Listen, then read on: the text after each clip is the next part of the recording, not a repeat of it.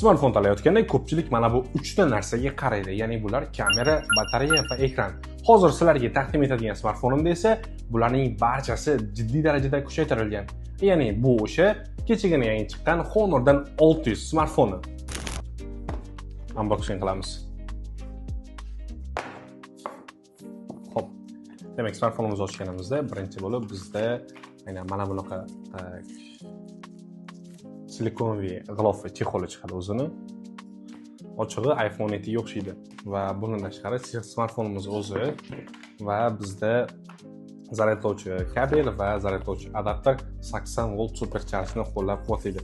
Smartfonimiz esa mana shunaqa white, ya'ni oq rangda. Bir qarashda yo'q, dizayni juda ham premium ko'rinadi do'stlar. Qarang, sizga ham shunchalik premium ko'rinyaptimi? Yon tomonlariga alohida baho berib qo'yasizlar. Yupqa korpus, qulay ushlanish va zamonaviy kamera blogi, ya'ni orqa tomondagi kamera blogi zamonaviyligini qarang. 600, ya'ni Honor 600 qo'lda ham, kadrda ham juda ham chiroyli ko'rinadi.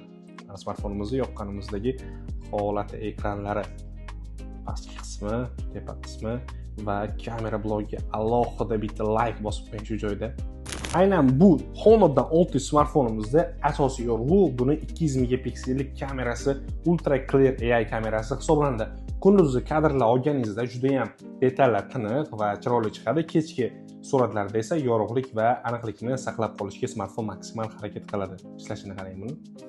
Yana bitta eng qiziq joyini aytaymi, ya'ni Honordan 600 smartfonlarida Image to Video 2.0 AI funksiyasi ishlab chiqarilgan, ya'ni kuchaytirilgan shaklda 2.0 versiyaga ko'tarilgan.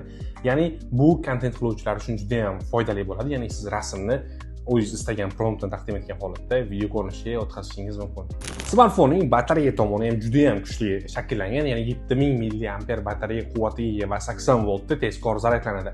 Ya'ni ushbu smartfonda siz bemalol ijtimoiy tarmoqlardan foydalanishingiz, o'yinlar o'ynashingiz, istagan ishingizni qilib, smartfonni bir kundan 2 kungacha maksimum foydalanishingiz mumkin. Ya'ni bir kundan 2 kungacha maksimal yetib beradi batareyasi.